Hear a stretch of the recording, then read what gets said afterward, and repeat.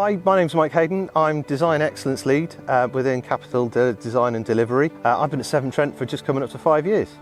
Today we're in Braunston Sewage Treatment Works, where we're working on an exciting new project to benefit our rivers. This forms part of our investment that we put in to install and make improvements to prevent spills and protect our environment. Braunston is the first site in one of our work streams in this programme where we're looking to install auxiliary storm tanks which enable us to take excess storm water during heavy rainfall events. When our sewage treatment works are working flat out, the excess flows that we have go into existing storm storage tanks.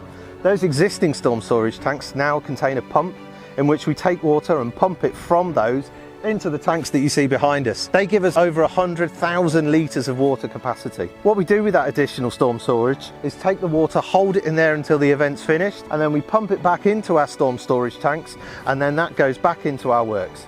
This is just one of many of our projects across our region where we're looking to prevent spills and prevent harm to our rivers.